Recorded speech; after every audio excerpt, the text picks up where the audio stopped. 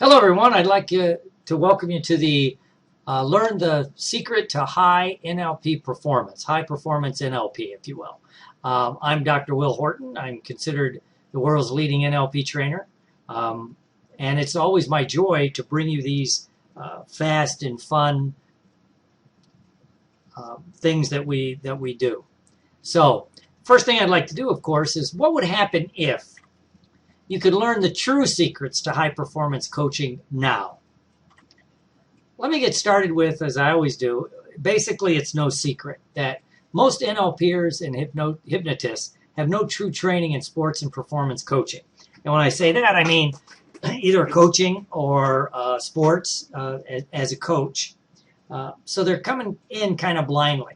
And just because you play a sport or have played a sport doesn't necessarily give you the tools to coach that sport.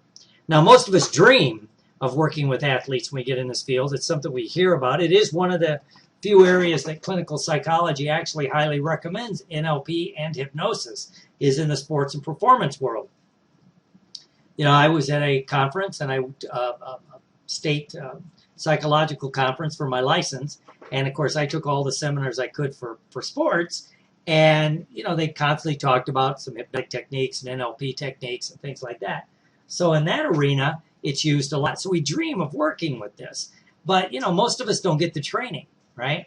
And then, unfortunately, a lot of people they become hypnotist trainers. And, of course, their students may say, I want some, you know, how do you work with athletes? So they'll regurgitate old information that really doesn't work. You know, basically like read a script or do something like that, you know, and it doesn't work, right? Or they may do some other things that may work in other agendas in arenas like regression, but may not work in sports, right? So, and that's because traditional hypnoscripts fail to truly motivate people, right? NLP techniques alone are not enough, I don't think, unless you really understand what's going on underneath it, especially when you move into the realm of the high performance athletes, right? Not just the, you know, some of this stuff may work with people that aren't really the athletes, but when you move into the next level up, it doesn't work as well. Now, most of us want to work in this area. You know, it's a fun field because athletes and performers are great clients. Most of us, if you've ever worked with them, you know, the analogy I always use is if you have a weight loss client or a smoker, you give them a CD to listen to. They come back in a week. Did you listen to it? No, I didn't have time. You know, I don't think this is working. You give it to an athlete. Did you listen to it? Yeah, I wore it out. Can you give me another one? Right? Because they're truly motivated. So here's what I tried and other people tried when they first learn it. Traditional hypnosis and maybe some NLP techniques, right? They work, but not that effectively. Regression, which may cause more problems. In fact, in the sports psychology, when sports psychology first exploded in the 60s, one of the problems was you had all these psychotherapists, psychologists, psychiatrists, you know, that were trained in psychotherapy that suddenly jumped into sports and performance, but they weren't trained in it, so they ended up causing more problems, right? When the coach that sent this athlete to you only wants the guy back on the field to play football, baseball, basketball, whatever the sport happens to be, they don't want a total, you know, psychological reconstruction of the guy. They just want him to be back on the field. You know, because this can happen when people either inadvertently or through being naive decrease competitive attitude, right? Oh, why are you so competitive? Well, if you're a high-performance athlete, that's what drives you, right? And sometimes they use psychotherapy techniques, which could be even worse, looking for a problem which may not exist, right? And then maybe they do some old stuff 20 years ago that might have worked a little bit, then it gets passed down, gets fluffed up. People think it works when it really doesn't, right? And again, this comes down to listening to people who really don't do it, right? My ears always perk up when I'm at a conference or somewhere and somebody's talking about how they work with all these professional athletes. Really? Where'd you get them? Right? That's always my first question. Well, you know, it's not that easy at the professional level. It's a closed society, and rightfully so, right? So here's why it didn't work. Scripts can't motivate without understanding. If you're going to use scripts, you have to know which script, when, where, and why, right? Or to customize a script, if you will, or an NLP technique to work, right? Or the wrong techniques at the wrong time, you know, right? Sports performance has changed. You know, it's moved to the forefront, especially the mental side. And here's a big thing of why it doesn't work. People start thinking they have to be an expert in the sport or the performance. You know, I can't work with golfers because I don't play golf. I don't understand golf, so I have to go learn golf to coach golf. Not really. I work great with golfers, right? I don't play golf. I have no desire to play golf. Yes, it's a game of skill, yada, yada, yada. I just have no desire to do it. Does that mean I can't coach them? Not at all. I don't work as well, seems like, with sometimes martial artists, and I am a martial artist. Because what happens if you have an expertise in it, or you think you do, you begin to put in your own agenda, which may or may not help that person. So this is just kind of interesting, right? I remember I was at a different conference, and a lady there, she was the sports psychologist, in quite high demand, had been on the payroll of the San Francisco 49ers for a few years, and you know, of course, some of us in the audience are football fans. And one guy goes, "Oh, it must be great because you must love football. Do you get like tickets to the game?" She goes, "Well, I don't know. I never asked for them." She goes, "I don't like the game. It's violent." And they're like, "Well, then how can you work with them?" Well, she works with what's holding the athlete back from performing, especially like in that level, athletes coming back from an injury, how to overcome that fear and step back on the field and do all that. She goes, "I work with that. I'm not a strength and conditioning coach or a position coach. That's not my job." So that's one reason she was in high demand. So here's more why not. Not understanding the competitive mindset, right? When you really understand the competitive mindset, you really understand that it's nature at its best, right? And then with that, not understanding your client's rep system and meta programs, right? To use the NLP terminology. You have to use their rep systems and their meta programs and their strategies, and their, you know, which goes in their submodalities. And it's always a little bit different. And then what happens, people begin to think of fear of failure because it's not properly understood, right? You know, is it fear of failure? Is it fear of success? Could be a lot of things, right? Is it fear of repeating a great performance? You know, like I said about working with athletes coming back from a devastating injury, sometimes it's just the fear of the pain. You got to work through the pain, right? It's the fear that you might get hurt again. You know, depending on the sport, you might, things like that, right? And then you have to really understand how to approach secondary game, you know, how to attack that, how to use that. So here's what you need to do in a few steps if you want to really, really motivate people in sports performance. You need to develop a clear understanding of sports and performance coaching. So a little bit of understanding of sports and performance psychology. Understand the hyper-competitive mind and how to jazz that up, because that's what drives true elite athletes. Then you need to get a protocol that works for you, right? A protocol that works. You know, you customize the protocol, but you need a framework protocol. There's a reason why there's protocols in things, right? It works. You know, and then you should have some metrics you can use, some testing, some things like that, right? Because that lends some credibility and some prestige to what you're doing. And then you really should understand some marketing, because what good are the skills if you don't know how to market it? And then lastly, you need to really step back and have fun with it, right? So step one, know what a true mental coach does for performance and what not to do. Many people, it's not what they're doing. You know, they're doing things they shouldn't be doing, and they're not doing the things they should be doing, right?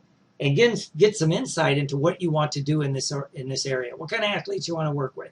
First of all, where are you, you know, in the world? Because everybody says they want to work with professional athletes. Well, unless you're near a place where professional athletes either live or work, it's going to, you know, it's just the law of proximity. They're not near you, right? Yeah, they may find you, but it usually, you know, you have to figure out what you want to do, right? And then what types of performance coaching? There's different types, right? Step two, you need to understand what the competitive mind is. What is it? What it is. You know, and then you really need to understand the inner competition that drives elite performers, right? Because really what happens is when you look at people that really study high performance, they'll tell you that the difference between the elite super performers and the next level down is minuscule, especially physically. And it's not hard work. The difference is mental. The mental drive, the mental competition that they have, how they think. And this is true as you go down levels. So when you look at the really if you're looking at pro sports, like the all pros, and then you have the pros. Well, who are the people in the pros that are almost all pros? The high performers from the journeyman, each level down. When you get to that, the skill sets are quite close, right?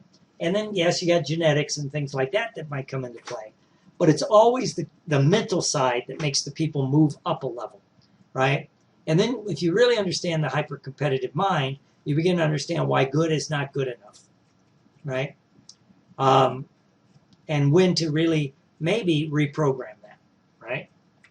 And then negative self-talk. How does that come into play, and how can you use that?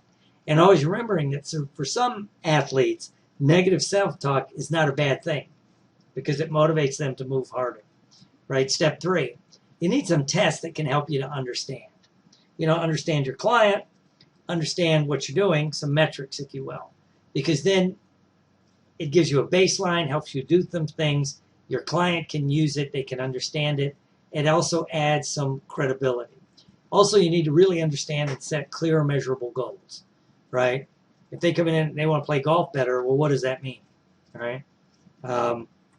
Right. Step 4, what's your protocol? You need to develop your protocol. You need to develop a style that works for you. You need to know your boundaries. People get in trouble all the time, right? In fact, I was just on the phone. I'll be calling them back. Found out a hypnotist in Florida got a cease and desist order. Well, why did he get the cease and desist order? Well, when you find out what he was doing, it had to do with boundaries, right? Because the letter came from the medical board. Well, I'll let you know, yeah, you're probably doing something along that lines that you shouldn't be doing. So you need to know your boundaries. And it's especially true when you get into marketing, right? How to work with physical coaches or skill coaches, guys and gals, right? You need to be their ally, not their enemy. You need to make them your fans, right? It's not that hard as long as you, again, go back to knowing your boundaries, right? And when to use some direct hypnosis, right? Some tips on that. Not that you don't use direct hypnosis. It's great because part of that, your clients expect it. Take a deep breath, close your eyes, put them in trance. But if you've done all the work you really need to do before you get to that point, this is just a bonus, right? Step 6, marketing. How to market, where to market. Why most hypnotists charge too little, especially for golf. If you're going to work with golfers, here's a tip I give away for free, is you need to find out what a mid-level, not the best course in your area, but a good mid-level course. What do they charge for a round of golf, right? And if you find out what that is, you probably double or triple that for a session. Why? Well, if your golfers play golf and they're used to paying $60 for a round of golf, and you come in and say you'll do a session for $50, well, you must not be very good, right? And also, for golfers, some of these guys are the ones that take a $300 putter and throw it in the lake out of frustration, right? And then you have to learn how to network properly if you're going to do marketing, right? How do you network, right? So here's basically what you need to do in just a few simple steps. Develop a clear understanding of sports and performance coaching. Understand the hyper-competitive mind. Get a protocol that works. Have some metrics that you can use. Understand marketing and have fun with it, right? So let me do a quick example. I was working with, I'll give you 2 examples. One was an athlete, was a golfer, came to me. He was a quite successful guy. And he was playing a lot of golf, and he was frustrated. So first of all, he says, he wants to play golf like Tiger Woods, right? This is back a few years. And I said, interesting. You want to play golf like Tiger Woods? This was when Tiger Woods was good. Well, not that he's still not good. Let's rephrase that. When he was hands down the best golfer in the world. Now he's just one of the best golfers in the world. Well, it was interesting. I said, well, that's interesting because I just read, and this was true, I read in, I think, Men's Fitness, Tiger's routine. You know, he gets up in the morning, he runs, I mean runs, not just jogs, you know, like 3 miles. Then he lifts weights. Then he did something else like Pilates or stretching, works with somebody, a strength coach, to work on his stuff. Then he would, you know, do something, have a light breakfast, and then do his work because he has other work that he does. Then he would, sometime in the day, play a round of golf with his golf pro. Somewhere in there, he'd drive a few hundred drives, and then later in the day, he would putt a few hundred times, right? So as the client, so this is what we got to do. You got to get up. He goes, I can't do that. And I said, well, then you're not going to play golf like Tiger Woods. Also, there's some background information on Tiger Woods. If we were going to do a new behavior generator for the NLPers, we can't duplicate that he started playing golf at the age of 3. We can't duplicate that he's genetically a gifted athlete, right? We could duplicate his work ethic and all that. So we kept talking and gathering information. And really what it was is this guy wanted to have fun playing golf again. You know, he was quite successful in his business, and it had lost some of its drive for him, if you will. You know, it wasn't driving him like it used to. I'm like, okay, that's cool. So what he really wanted to do was have fun playing golf. He channeled all his hyper competitiveness that he used in business, because a lot of the people that, you know, it's why you see some athletes, when they retire, especially the really, really elite performers, become very successful business people. And some people say it's due to their network and their connection. That, let's be honest, that has something to do with it. But also, they're hyper competitive. So this guy had taken his hyper competitiveness, and it wasn't needed in his business anymore, and he was putting it in golf, which he lost the fun. The same way if he lost a round of golf, the same way in his business when he lost an account or didn't get a sale. So we had to go in and reprogram him having fun again, right? And where was he going to channel this hyper-competitive drive, right? And so he picked a place that happened to be, he was going to start a different division in his company, yada, yada, yada. Golf became fun again. It became his escape. He was happy camper. Then here's a good one. I had a person come to me, and it was something I'm familiar with. It was a performer that wanted to be better in auditions. It was an actress.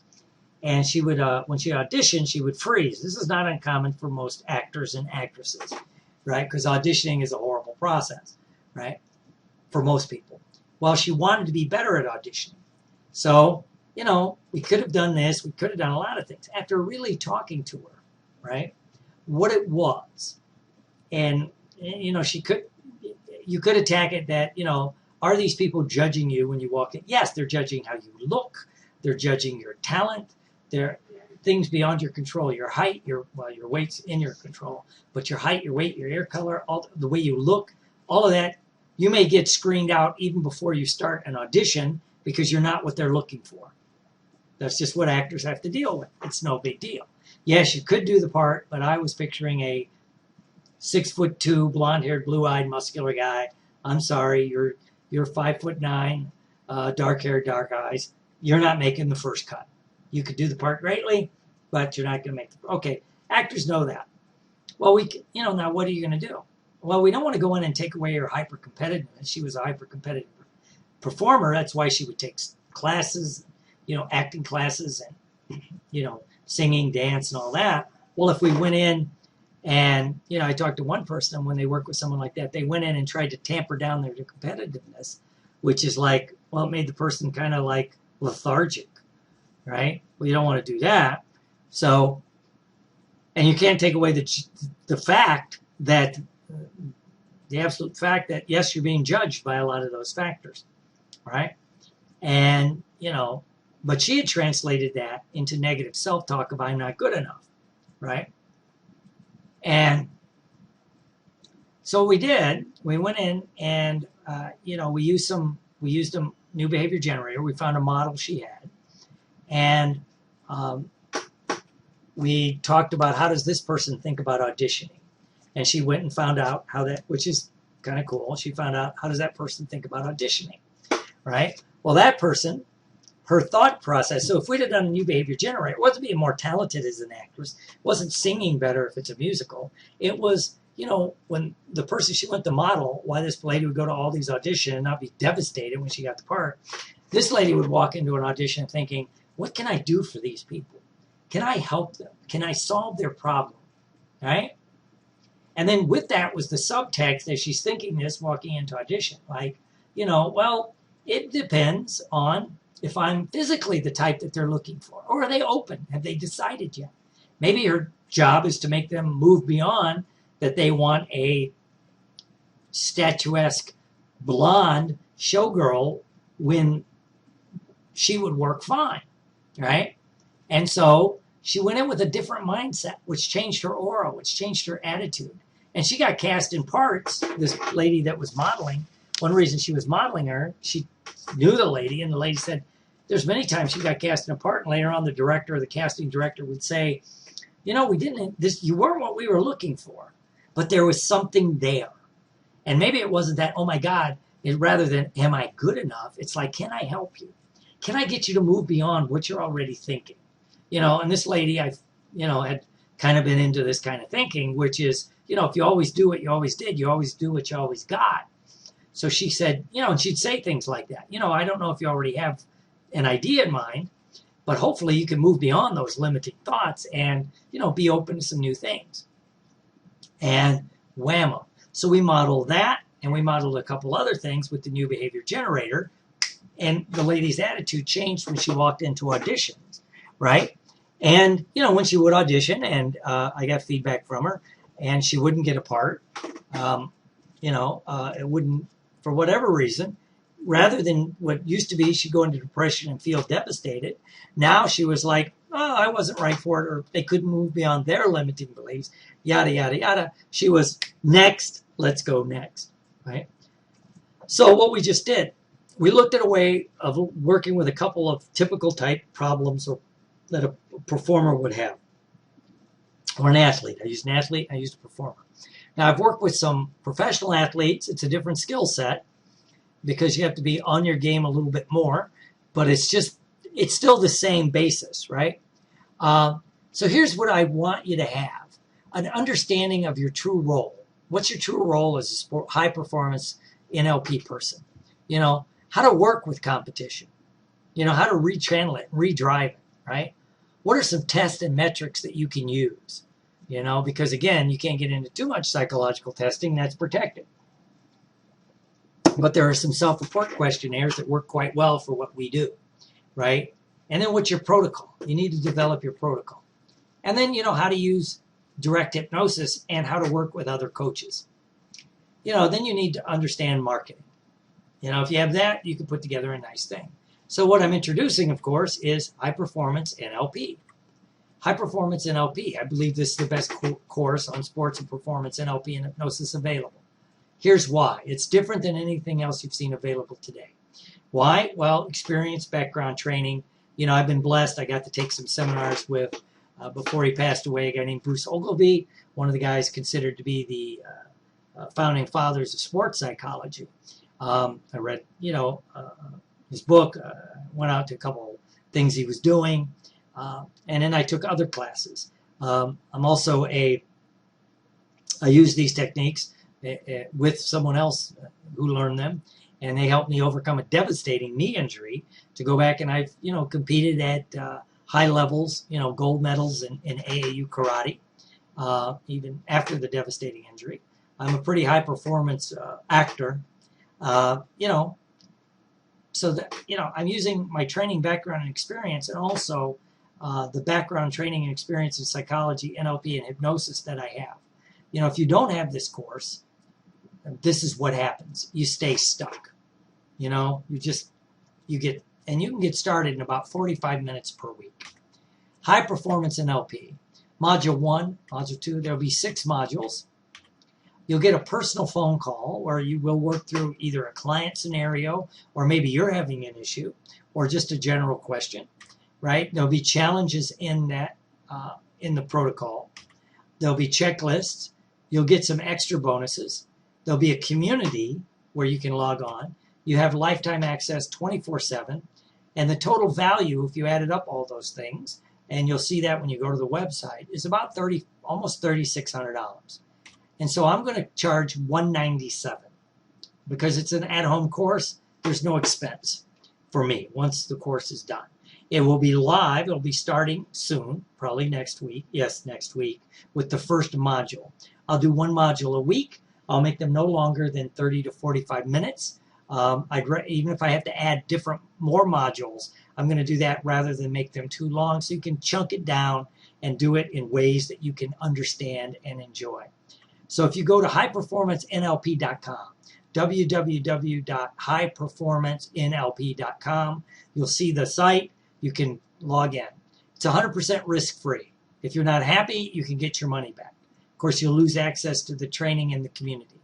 You have a decision to make. The good news is it's an easy decision.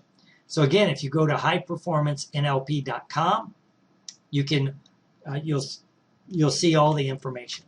Wow, 6 modules, a bonus phone call, personal phone call, 24/7 access. Once it's up, you can go back and review it. Extras, right? Some bonus extras. So it'll be worth $35.64, almost $3,600 for $197. So hyperformancenlp.com. Without it, you're not helping a great client base. It's less fun, less income, less opportunity. With it, fun, great clients, more money, more prestige, and you'll get different networking opportunities because it'll be starting to add in a different clientele. So what to do? Go to www.hyperformancenlp.com, www.hyperformancenlp.com to secure your spot. You'll send $197 to me. Look for details of the live classes. They'll either be probably Tuesdays, Thursdays, or Fridays. And if I put bonus material up, it'll go up randomly. But the classes, you can log on live. Like this, you'll be a webinar, you can be on live. Or most people like it because they don't have to, if they want, they can do it at night. They can do it first thing in the morning. They can do it at their lunch hour. You don't have to work your life around it. So if you miss the live class, if it's from 1 to 2 on Tuesdays, you could log on probably about 4 o'clock that afternoon, and it'll be up in the membership site. It'll be a membership site you can access 24/7. So go ahead and do it right now, www.hyperformancenlp.com. So I'd like to thank you for being on this call and allowing me the pleasure of sharing this with you. I love working with athletes and performers. They're great clients. So if you have any questions, just email me at drwillhorton@gmail.com, and I'll get back to you. Until then,